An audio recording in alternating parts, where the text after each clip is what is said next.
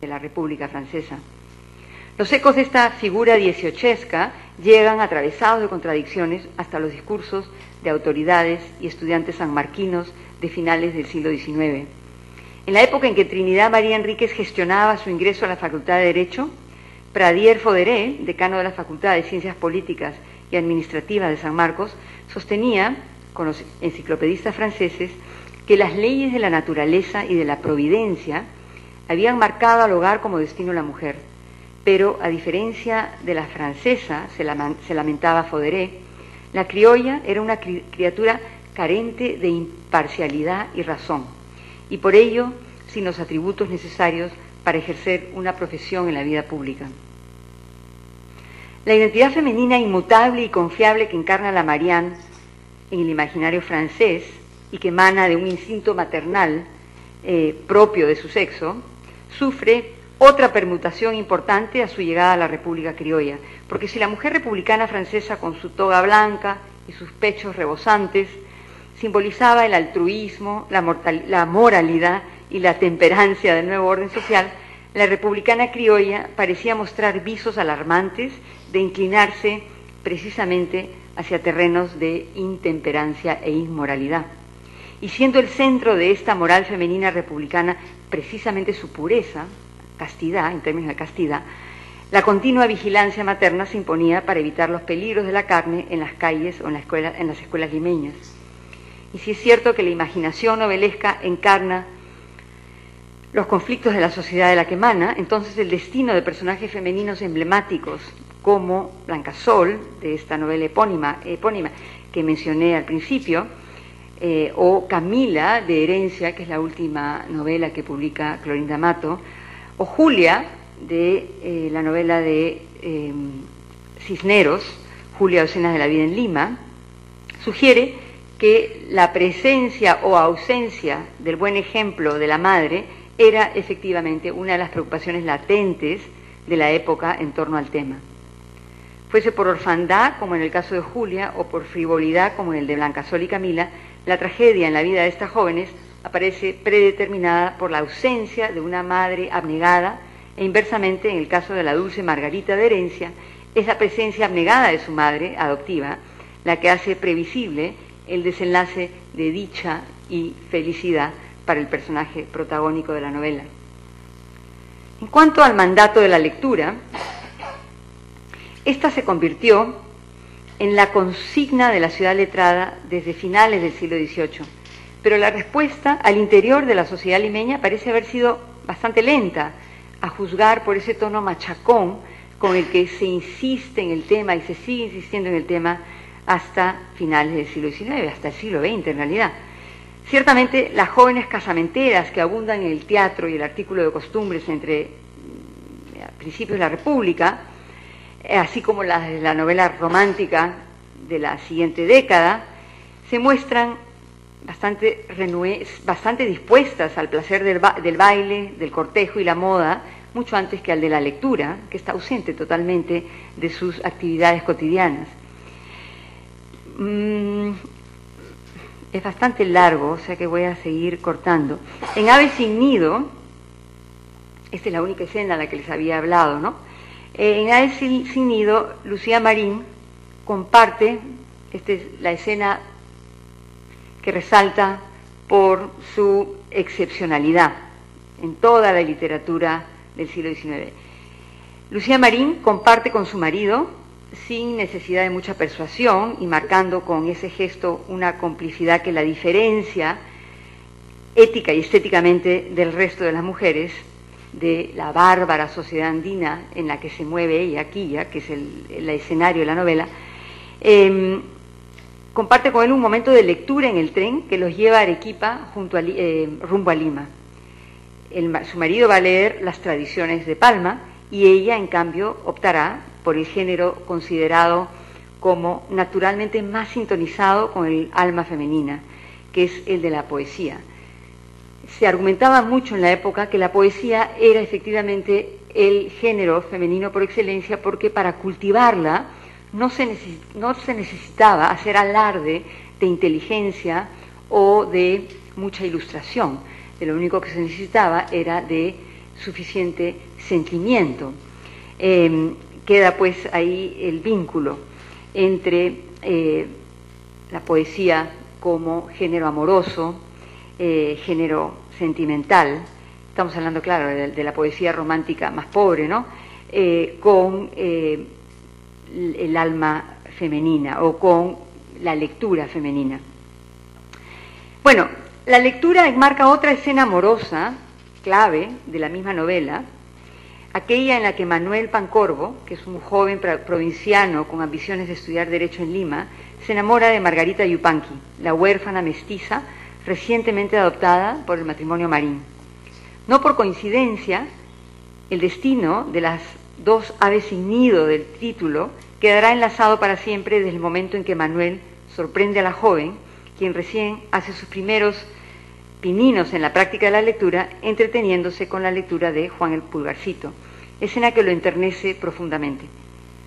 La otra novela de la época, donde la lectura aparece como práctica femenina en proceso de naturalización, es una novela arequipeña, Jorge o el hijo del pueblo, de María Nieves, Nieves Bustamante. En ella, la amada del epónimo Jorge, su nombre es Elena Velarde, está enferma, está terminalmente enferma, sufre de tuberculosis y mientras que está en cama, esperando a sanarse o a morir, sueña con aprovechar su tiempo con algo, con una actividad que la enriquezca. Y ella sí opta por leer novelas históricas, no poesía amorosa, tampoco cuentos infantiles, pero novelas históricas. Lee Pablo y Virginia de Saint-Pierre y lee El sitio de La Rochelle de Madame de Genlis. Claro, son novelas históricas que se sitúan en un espacio y un tiempo muy, muy remoto al de ella, ¿no? Y la otra acotación que habría que hacer es que se dedica a estudiar, digamos, lo que diría como lo describiría Juan Croniquer, libros sesudos y meditativos, porque está en cama y no le queda otra, ¿no? Es una enferma terminal. Bien. En cambio, Lucía Marín, de Aves sin nido, rozagante de salud y portento de inteligencia y sensatez, comparte con la dulce y andina Margarita lecturas breves que albergan las ilusiones y ensueños volanderos que celebrará Mariátegui 20 años más tarde. Lo que tienen en común estos textos que leen madre e hija es que en los dos casos se trata de géneros literarios aptos para un lector subalterno que no pretende con ellos acceder a la soberanía de la inteligencia. Podemos entonces suponer que lo que buscan con sus respectivas lecturas, Margarita y Lucía, no es sino una sana distracción que a su vez las eduque a través del ejemplo que sanciona vicios y premia virtudes, como es el caso de Juan el Pulgarcito, y que eleve a la lectora a la zona de bellas idealidades. Que esto tiene mucho que ver con el concepto que se tenía de la literatura en el siglo XIX, ¿no? Ese concepto beletrista de la literatura como espacio de bellas idealidades donde el ciudadano enfermo de una realidad social y política crueles viene a restañar sus heridas leyendo la buena literatura. La poesía como género literario particularmente apto para las mujeres es una de las opciones corrientes de la época. Para cultivar la poesía, escribe la educadora González de Fanning, se necesita poseer sentimiento, finura de percepción, entusiasmo y amor por lo bello y nada más. ¿Quién negará que la mujer posee en alto grado estas cualidades? Bueno, yo aquí tengo escrito mucho acerca de los ensayos, porque una de las cuestiones aquí interesantes es que estas mujeres ilustradas cultivan simultáneamente la literatura y la literatura narrativa y el ensayo como género más político, donde se reclaman derechos sociales y derechos políticos. Y y es en los ensayos. Yo creo que ya no voy a leer porque si no me voy a dilatar mucho. Voy a ver si puedo resumirlo. Es en los ensayos donde ellas van a exigir que se les abran las puertas de la universidad, que se haga que se ecuatice la instrucción femenina con la masculina en media. Acuérdense que en esa época era obligatorio solamente hasta el 5º año de primaria para las mujeres. Entonces, el tema de la educación, el tema del trabajo para una clase media que está surgiendo. Claro, clase media en esa época significa artesanos, ¿no? Una palabra que surge mucho en estos textos es el pueblo, o hay este uso de la gente decente y la gente del pueblo, ¿no? Entonces lo que se pide en los ensayos para la gente del pueblo es distinto a lo que se pide para la gente decente, no solamente para las mujeres, también para los hombres. Por ejemplo, Manuel Pardo hablaba de crear escuelas para la instrucción del pueblo, para que pudieran salir y ejercer como mecánicos. O sea, no se le ocurría la posibilidad de que esa gente del pueblo pudiera también entrar a la universidad. En el caso de las mujeres es todavía más crudo, más tosco. Teresa González de Fanning, que admiraba absolutamente el estado de las mujeres en Estados Unidos, quizá debería leer algunas citas de ella, voy a leerlas. Dice: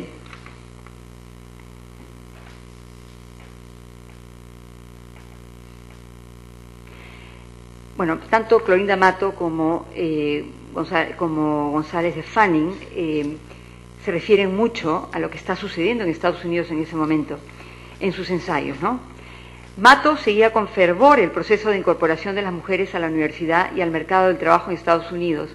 Desde su exilio en Buenos Aires, en el 95, el mismo año en que publica Herencia, escribe: allá, en Estados Unidos, todo es grandioso, y más de 4.000 empleadas en el servicio civil del gobierno, más de 3.000 periodistas, escritoras y traductoras, cerca de 4.000 empleadas en las notarías, en los bancos y casas comerciales, y todo el cuerpo docente educacionista del Estado, fuera de las que ejercen la cirugía y la medicina, nos dirían que el puente levadizo que cerraba la entrada de la mujer al Palacio Encantado del Saber y del Trabajo ha caído derribado para siempre por las exigencias de la época y la protección de los hombres.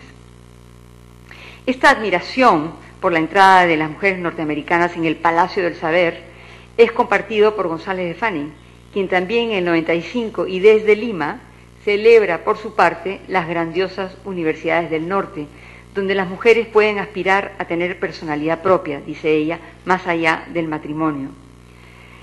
Sin embargo, cuando se trata de las mujeres del pueblo, como las llama ella, vamos a ver si encuentro aquí, hay matices importantes, ¿no? Dice: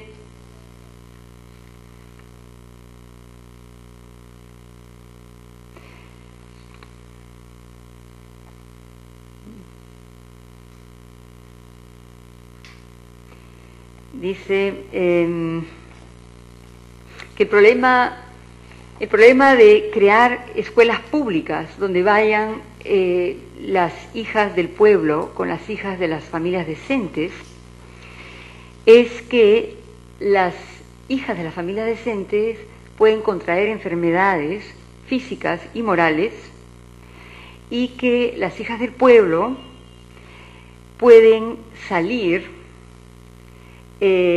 envalentonadas por la soberbia. Voy a leer nada más que esta frase. Dice que las hijas del pueblo, habiendo seguido los cursos de 2º, de 3er grado, y habiéndose oído llamar en el examen de señorita, aunque sea su tez del color del alquitrán, sale inflada de vanidad